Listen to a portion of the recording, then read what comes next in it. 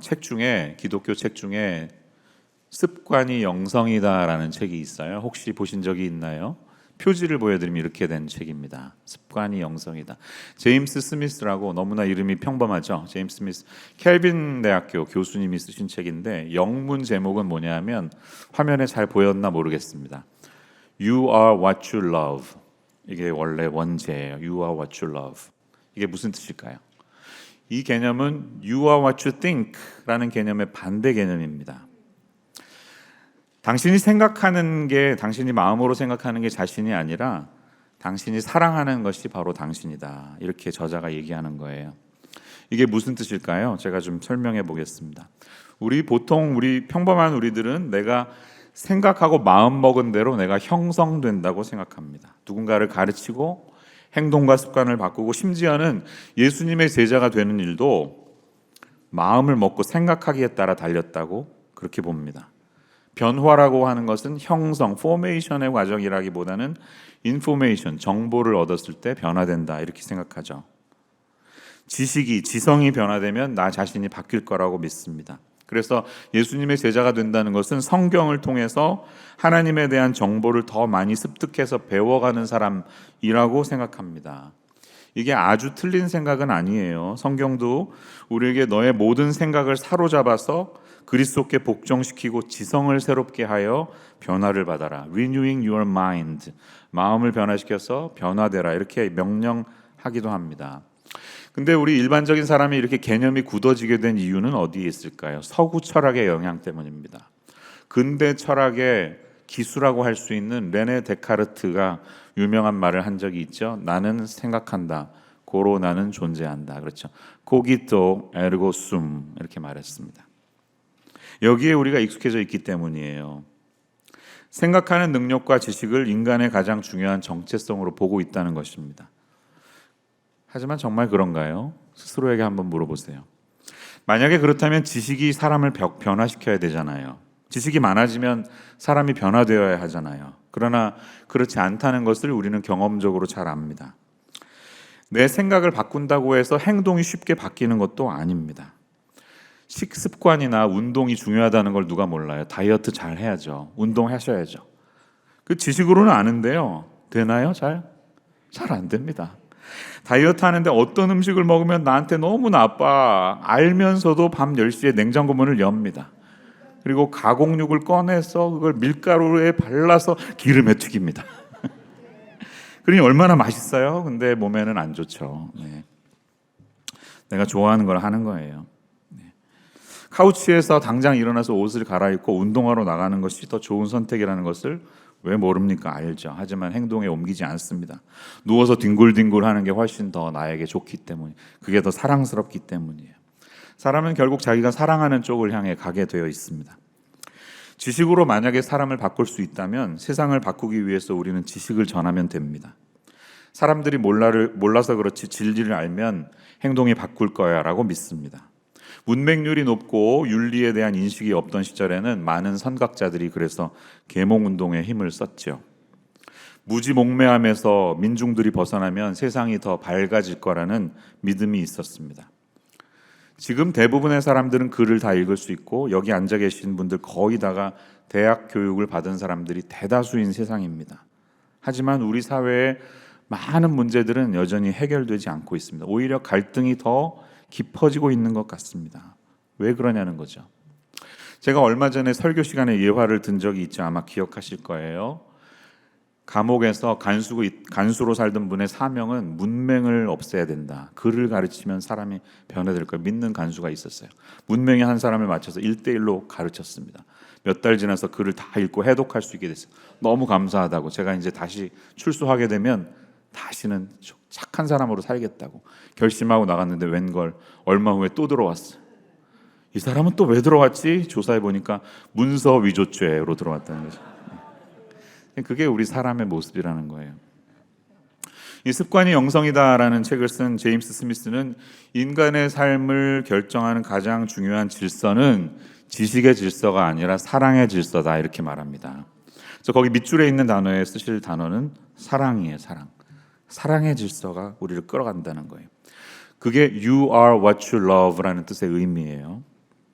내가 무엇을 사랑하는가에 따라서 나의 시간과 열정을 어떻게 바칠지가 결정이 됩니다. 인간이 사랑하는 존재라는 기준에 따라서 자신이 사랑하는 바가 나 자신을 규정한다는 말이에요. 그러니까 우리가 살아가는 우리의 존재는 지식의 영역이 아니라 마음의 영역이라는 겁니다. 성경은 그것을 하트라고 번역합니다. 하트. 심장이 아니라 깊은 내면에 있는 중심. 영혼을 포함한 그 마음, 그게 우리를 끌어간다는 거예요. 그게 중심이에요. 그래서 우리는 그 마음이 사랑하는 쪽으로 기울어지기 마련인데요. 믿음이라는 것은 결국 하나님을 모르니까 그 마음이 내 마음대로 살다가 하나님이 원하시는 기준으로 이 사랑의 질서가 개편되는 과정이 믿음이라고 생각합니다. 이 사랑의 질서가 재편되는데, 그렇다면 믿음의 사람에게 필요한 것은 하나님 사랑, 이웃 사랑인 줄로 믿습니다. 결국 이게 전부예요. 그게 모든 것이에요. 하나님 사랑, 이웃 사랑이 everything이에요. 그러면 우리 인간에게 이 고장난 사랑의 질서가 어떻게 바뀔 수 있을까요? 이 사랑은 우리가 이론적으로 공부한다든지 사랑할 거야 라는 다짐만으로는 부족하다는 거예요. 뭐가 바뀌어야 되냐면 습관이 바뀌어야 된다는 겁니다. 그래서 그 밑줄에 있는 단어는 습관이에요. 습관이 바뀌어야 정말 그런 사람이 될 수 있다는 겁니다. 이게 이 제임스 스미스가 책에서 말하는 핵심입니다. 자, 오늘은 다니엘이라고 하는 구약의 유명한 인물의 삶을 볼 거예요. 그는 우리가 너무 잘 아는 사람입니다. 신앙인의 모본이라고 할 수 있는 그는 습관의 사람이었습니다. 그의 습관이 어떤 영성을 만들어냈는지 함께 연구해 보겠습니다. 그리고 새로운 한 해를 시작한 우리가 하나님 앞에서 무엇인가를 다짐할 수 있는 오늘 이 아침 되시기를 간절히 축원합니다.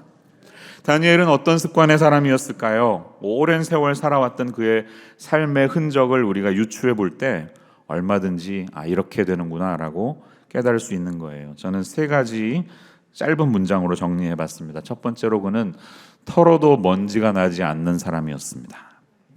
인테그리티의 대표적인 사람이었어요. 자, 오늘 다니엘 6장은 사자굴에 갇히게 되는 다니엘 스토리입니다. 잘 아실 거예요. 사자굴에 들어갔는데 다음날 가봤더니 안 죽었어. 기적이 벌어진 거죠. 자, 그런데 제가 좀 강조하고 싶은 것은 이 다니엘이 여기 사자굴에 갇혔을 때 그의 나이가 몇 살이었냐는 거예요. 여러분, 몇 살이었을 것 같으세요? 거꾸로 올라가시면 됩니다. 다니엘 1장의 맨 앞에 따르면 다니엘이 기원전 605년쯤 BC 605 여호야김 3년째니까 계산해 보면 605년에 바벨론으로 끌려갔습니다. 느부갓네살이 쳐들어와서 유대 땅의 엘리트들을 다 먼저 데려갔어요. 로열 아카데미에 지어서 자기네 나라 식민지 백성으로 삼으려고 엘리트를 먼저 데려갔어요. 그게 1장의 스토리예요. 2장에서는 이제 느부갓네살 왕을 상대하는데 1년 정도 지난 후입니다. 3장에 가면 금신상을 만들어 놓고 절해 이렇게 하는데 절 안 하죠. 그래서 다니엘과 세 친구가 풀무불에 들어가죠. 풀무불에서도 살아남죠. 기적이 있었죠. 그때는 이 느부갓네살 왕의 통치 중반기 정도입니다. 그러니까 10몇 년이 흘렀어요. 4장에 가면 느부갓네살 왕이 네 짐승에 대한 환상을 보거든요. 그걸 이제 다니엘이 풀어주죠. 이때는 느부갓네살 통치 후반기입니다. 또 10몇 년이 흘렀습니다. 이제 너무 헷갈리시니까 제가 표로 한번 정리를 해봤어요. 제가 정리한 건 아니고 책에서 가져왔는데요. 다니엘은 1장에서 12장까지 두 파트로 나눌 수 있습니다. 1장에서 6장은 우리가 아는 많은 스토리들이 있고 7장부터 12장은 그가 꾼 환상에 대한 이야기입니다. 파트 1, 2가 나뉘어 있는데 흥미로운 점은 오늘 6장이 있는 위치 3장과 6장이 서로 내용에 있어서 대조를 이루고 2장과 7장이 내용에 있어서 대조를 이루고 4장과 5장이 대조를 이룹니다. 4장, 5장은 느부갓네살과 벨사살 왕의 교만에 대한 이야기면 3장과 6장은 기적으로 살아난 이야기가 담겨 있고 2장과 7장은 느부갓네살 왕의 꿈, 환상에 대한 이야기가 이 네 나라에 대한 얘기. 네 나라는 뭔지 잘 아시죠? 바벨론, 메데, 베르시아, 그리스, 로마 이어지는 그 당시의 제국들에 대한 꿈이라는 거예요. 자, 그런 스토리예요. 근데 이제 5장으로 가면 왕이 바뀌었어요. 벨사살 왕이라는 사람으로 바뀌었습니다. 그가 그 예루살렘에서 훔쳐가지고 온 그릇 가지고 술잔치를 벌이는데 갑자기 벽에 손가락이 나타나서 메네 메네 데겔 우바르신 딱 이렇게 쓰죠. 얼마나 충격이에요. 깜짝 놀랐죠. 그거는 무슨 이렇게 레이더로 쏜 게 아니에요. 기적이 일어난 거예요. 근데 다니엘이 그거를 해석을 해주잖아요. numbered, measured, divided 이런 뜻이. 계산됐다. 저울에 달아봤더니 너는 끝이다. 멸망의 메시지, 충격이 왔겠죠. 아니나 다를까 그날 밤에 그가 죽게 됩니다. 그래서 바벨론 제국이 멸망하고 메데 바르시아가 그냥 문을 열고 자연스럽게 무혈입성했어요. 정권이 바뀌어요. 자, 그래서 벨사살은 죽고 다리우스라는 왕으로 바뀌었습니다. 자, 오늘 우리가 본 장면은 바로 그때를 이야기하는 거예요. 이때가 언제냐 하면 BC 539년쯤이에요.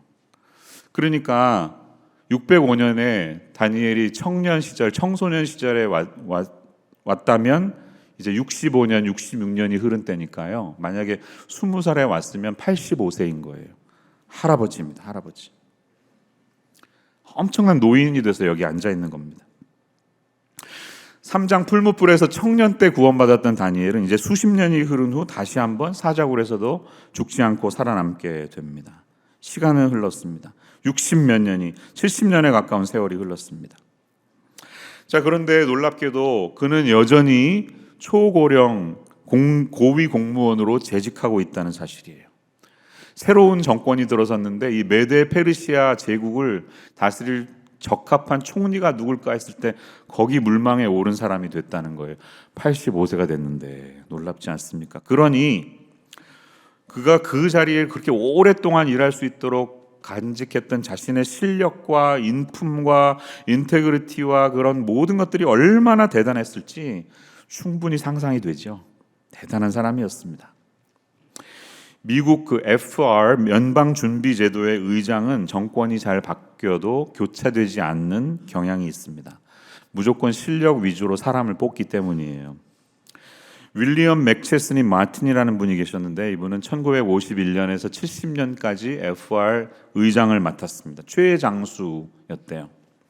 하지만 제가 기억하는 가장 상징적인 인물은 저와 동시대를 같이 살았던 앨런 그린스펀이라는 분입니다. 여러분도 아마 들어보셨을 거예요. 앨런 그린스펀.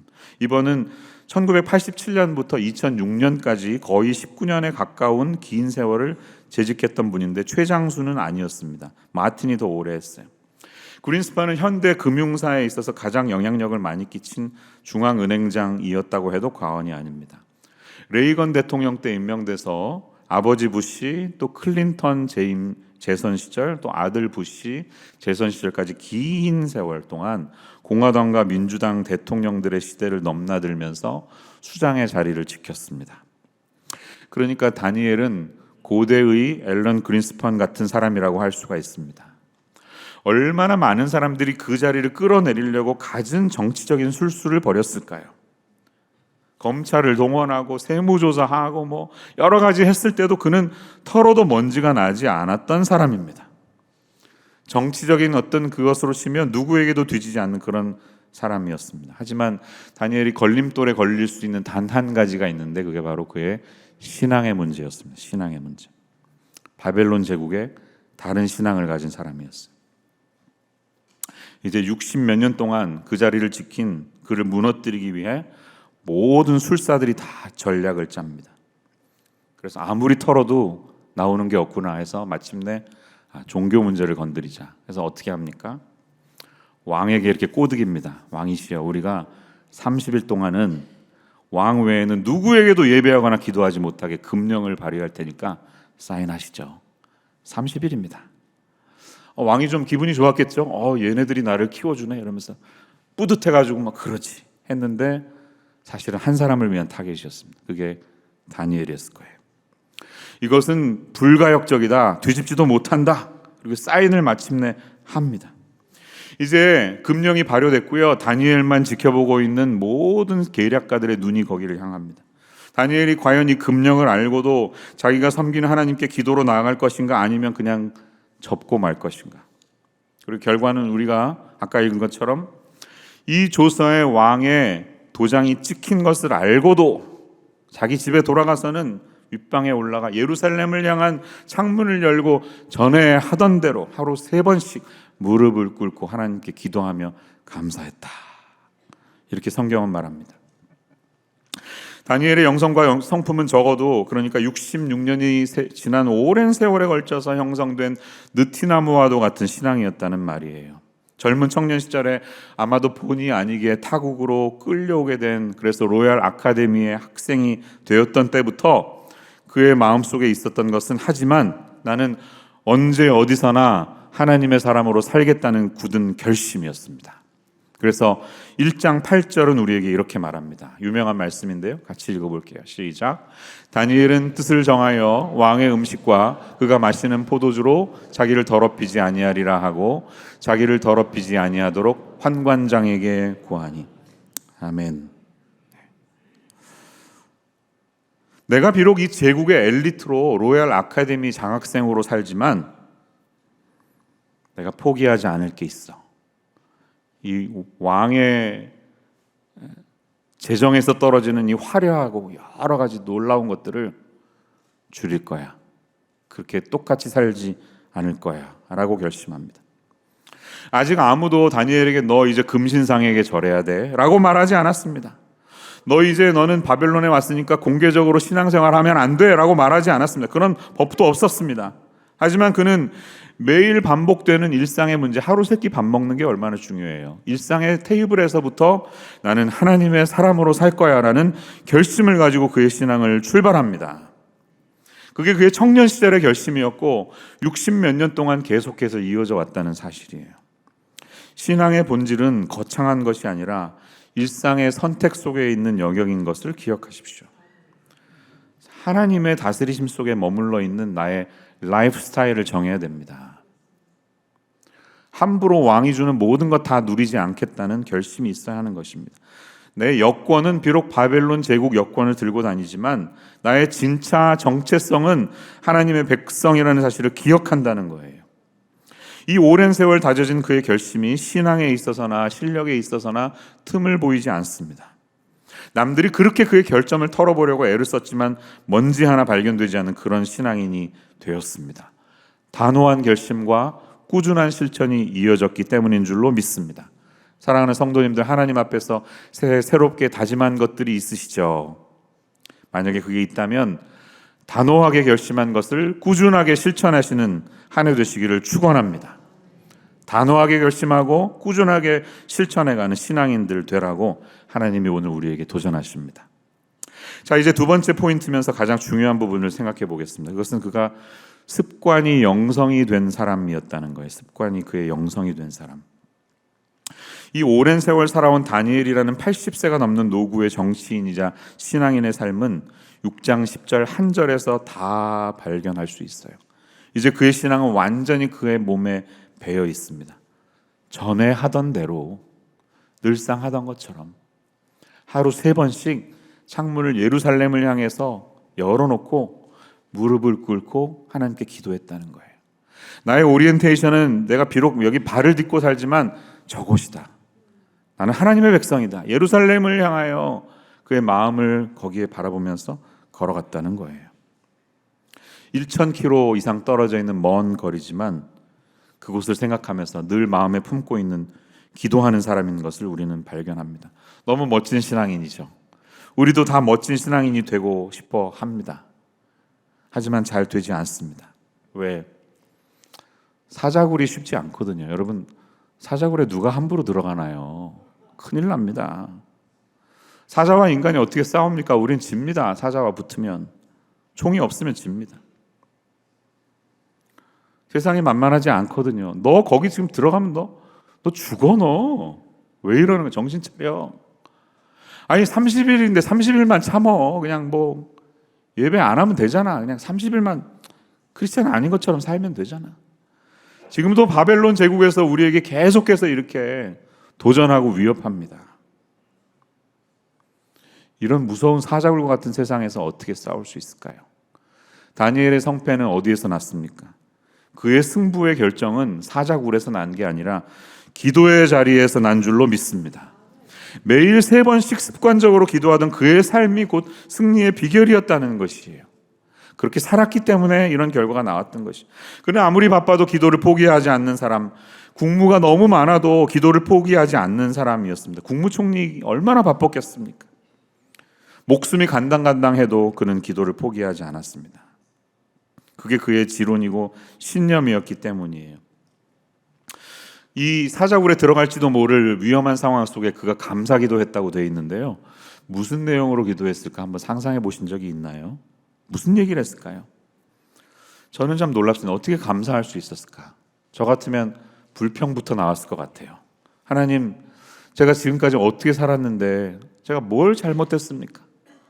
잘못한 것도 없이 제가 왜 이렇게 저 사람들의 정치적인 계략에 말려서 이렇게 돼야 됩니까? 이제 와서 사자굴이라고 해요. 여태까지 이렇게 하신 하나님이신데. 아니, 저의 정적들의 생각을 미리 다 아셨을 텐데 좀 처음부터 이게 법으로 통과되지 않게 막아주시지. 뭐 하시는 겁니까? 막아주셨으면 되잖아요. 사랑의 하나님께서 저를 왜 사자들에게 제 몸이 갈기갈기 찢길 수 있도록 죽게 내버려 두시려고 하십니까?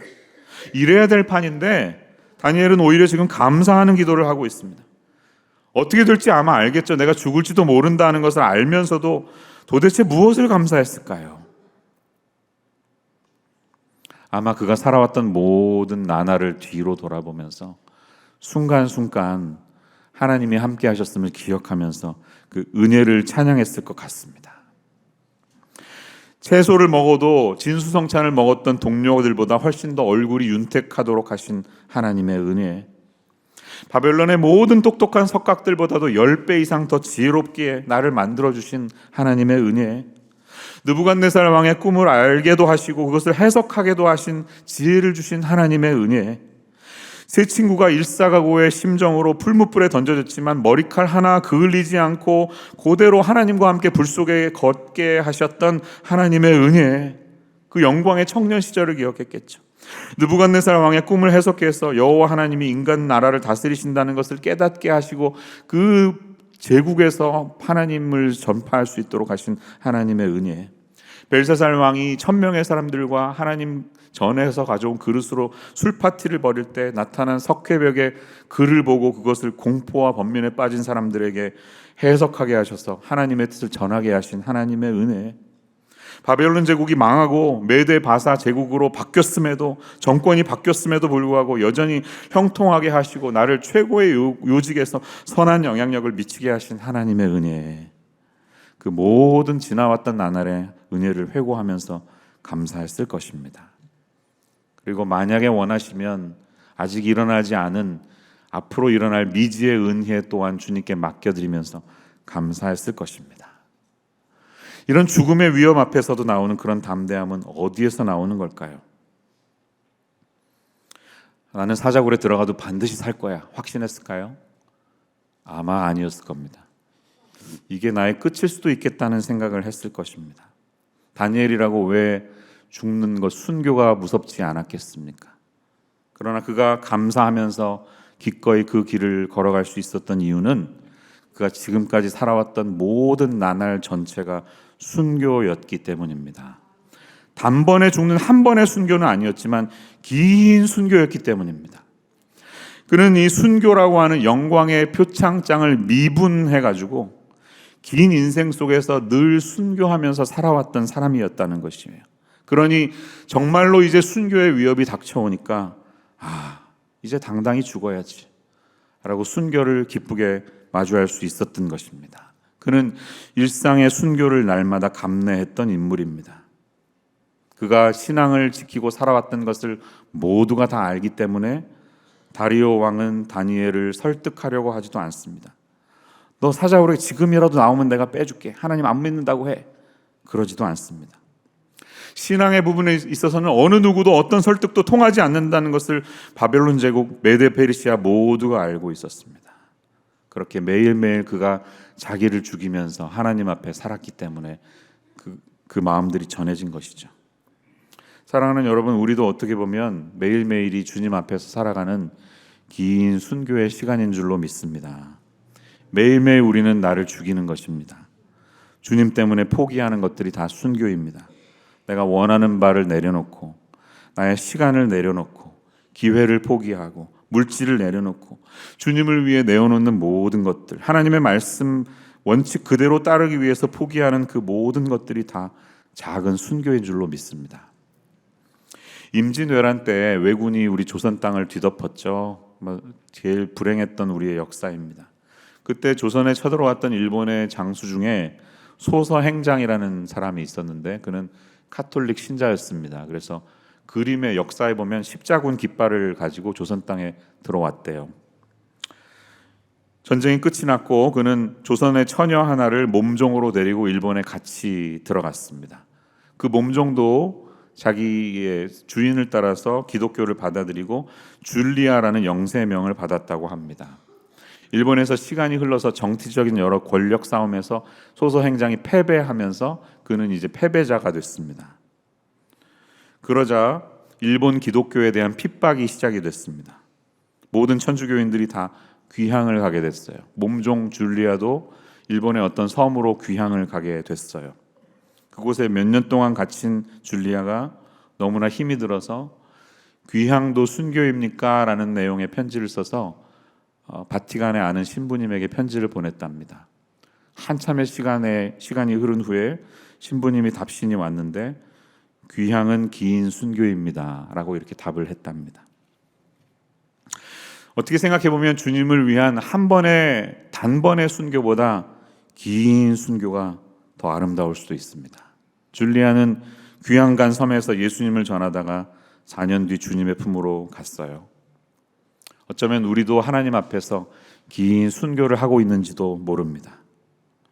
매일의 삶에서 습관처럼 한 번에 순교할 것을 미분해서 작은 순교를 쌓아갈 수 있다는 것입니다. 그리고 그 순교들이 쌓이고 쌓였을 때 우리의 삶 전체가 순교가 되는 것입니다. 오늘 지금 내 삶 속에서 날마다 그 순교하는 삶을 미분하여서 살아가시는 성도님들 되시기를 바랍니다. 그래서 나의 순교의 삶이 쌓여서 나를 바라보는 모든 사람이 쟤는 저런 사람이야, 내가 누구인지 알 수 있도록 그렇게 살아가시는 인생의 사람들 되시기를 축원합니다. 창문을 닫아놓고 기도하는 것은 쉬울 수 있어요. 근데 그는 정체성을 오픈했다는 것입니다. 창문을 열어놓고 예루살렘을 향하여 남들이 보이도록 기도했다는 것에서 우리는 그가 어떤 마음으로 살았는지 가늠할 수가 있습니다. 다니엘이 보여준 기도의 습관, 예배의 습관이 그의 이 작은 순교를 이어나가게 하는 근간이 되었다는 사실을 고이 간직하는 성도님들 되시기를 축원합니다. 그래서 그 고귀한 신앙의 전통이 지금 우리에게도 이어지고 있음을, 그래서 아마 내 아들을 다니엘이라고 지은 분도 여기 계실 거예요. 그 신앙을 전수하는 믿음의 성도님들 되시기를 축원합니다. 마지막 세 번째 우리가 생각할 부분은 사자굴에서 그의 믿음이 더 밝게 드러난 사람이 다니엘이었다는 것입니다. 그의 고귀한 신앙은 사자굴에서 이제 노임을 받던 순간에 보석처럼 밝게 빛납니다. 왕은 그가 들어갔다는 소식을 알고 너무 근심해가지고요, 18절에 보면 밤이 새도록 금식하고 아무 오락도 하지 않고 잠도 못 잤다 이렇게 적혀 있습니다. 걱정된 거예요. 정말 인재인데 죽을까 봐 두려워한 거예요. 아침이 되자마자 달려갔더니 놀랍게도 살아있어요. 얼른 빼내죠. 그런데 다니엘의 첫 마디가 뭔지 보십시오. 21절 22절 보면 왕이여 원하건대 왕은 만수무강하옵소서 인사한 다음에 22절은 이렇게 말합니다. 나의 하나님이 이미 그의 천사를 보내어 사자들의 입을 봉하셨으므로 사자들이 나를 상해하지 못하였사오니 라고 말합니다. 주어가 누구예요? 나의 하나님. 하나님이 하셨다는 겁니다. 자, 이런 영광스러운 시간이면 요만큼은 좀 자랑하고 싶지 않을까요? 제가 그래도 왕이시여 밤새도록 제가 이렇게 사자에게 안 물렸네요. 제가 그래도 이런 게 없어요. 그냥 주어가 하나님이에요. 주어가 하나님. 이게 다니엘의 신앙이었다는 것입니다. 나의 하나님이, 내가 그래도 이 정도 신앙을 지켜서 내가 이 정도인데 라는 말도 할 수 있을 법한데 그는 오히려 전혀 자신을 드러내지 않습니다. 구원은 하나님이 하신 것입니다 라고 고백합니다. 모든 영광이 하나님께 올라가고 있습니다. 사실 느부갓네살의 꿈을 해몽할 때도 벨사살이 본 글자를 해석했을 때도 그는 동일하게 하나님께 영광을 돌렸다. 이렇게 성경은 기록하고 있습니다. 이게 습관이고 라이프 스타일이었던 거예요. 사자굴에서 나온 다니엘도 이번에도 역시 하나님께 영광을 돌리고 있습니다. 저와 여러분의 인생도 그렇게 돼야 하지 않겠습니까? 진정한 성도라면 그렇게 살아야 하지 않겠습니까?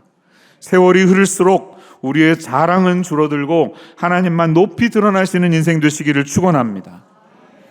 우리가 마지막에 모든 사역을 마치고 은퇴할 때 내 이름은 바람처럼 사라지고 예수님의 향기만 남는 그런 인생 되시기를 축원합니다. 우리의 신앙이 깊어질수록 나를 통해 나보다는 주님이 더 많이 드러나는 그런 인생 되시기를 축원합니다. 여러분, 새해에 하나님 앞에서 이런 신앙인으로 살고 싶으시죠?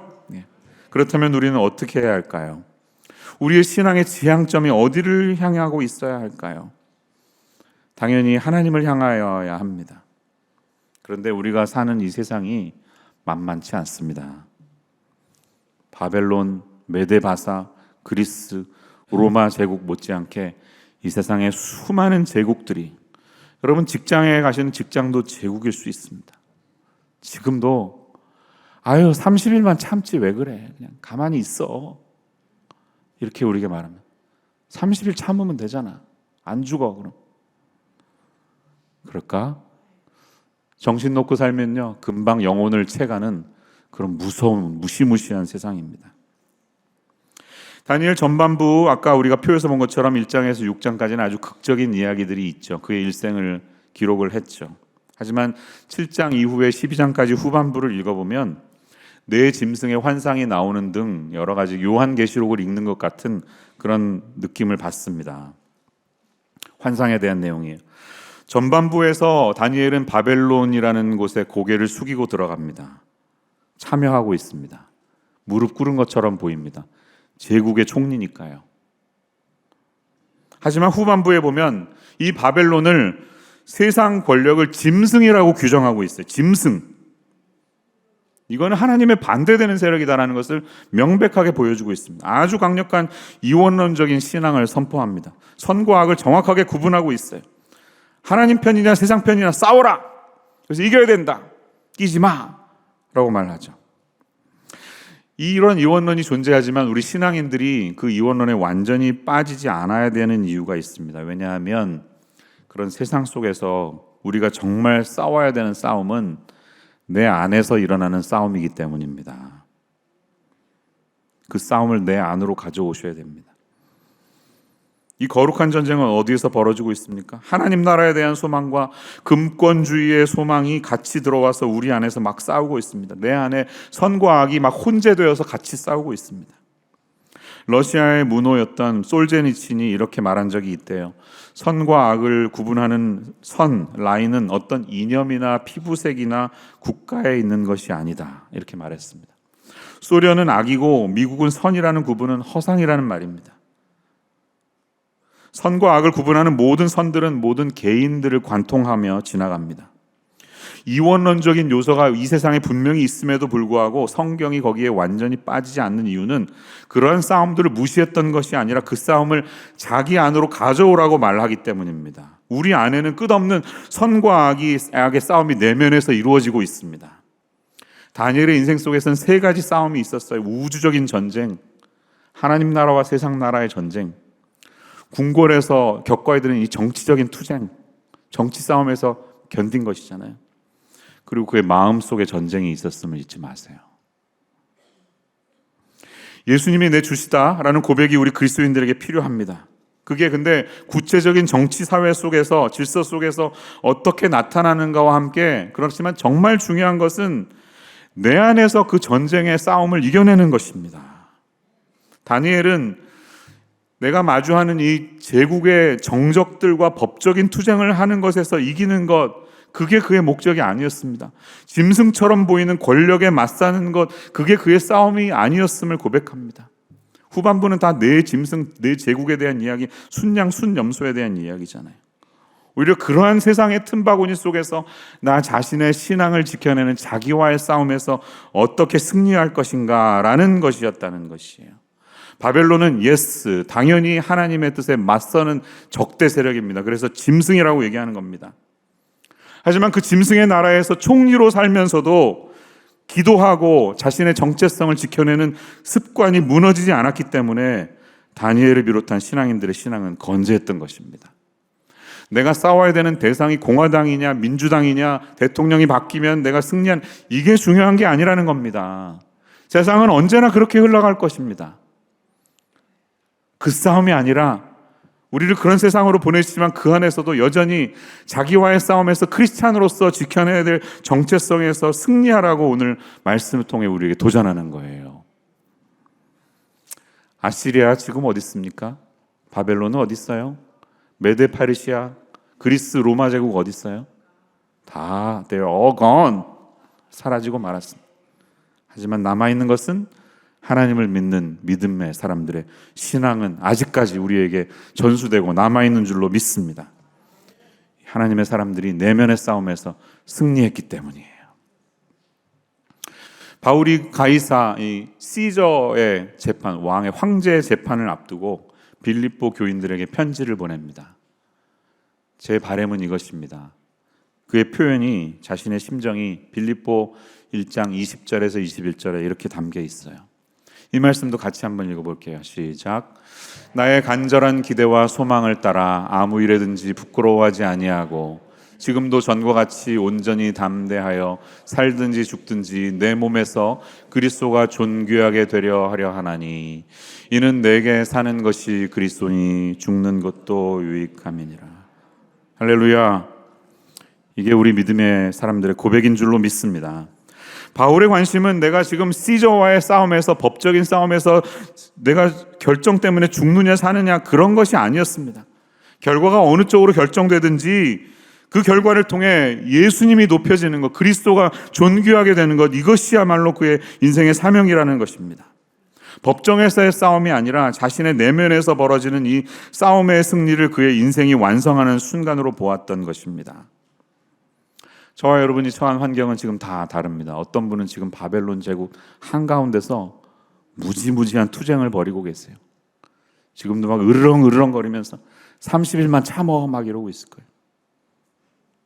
어떤 분은 메데 페르시아 제국에서 또 일원이 되어서 살고 계신지 모릅니다. 그럴 때 잊지 마세요. 그런 세상 제국과의 승리는 다 사라지고 없어질, 우리가 세상 나라와 싸우는 그런 승리가 아니라는 겁니다. 이전과 같이 담대하여 살든지 죽든지 오직 내 몸에서 그리스도가 존귀하게 되려 하려 하심이라. 그 고백이 새로운 한 해를 주님 앞에서 다짐하며 살아가는 저와 여러분의 인생의 목적 되신 한 해 되시기를 간절히 축원합니다. 기도하겠습니다. 하나님 아버지, 감사합니다.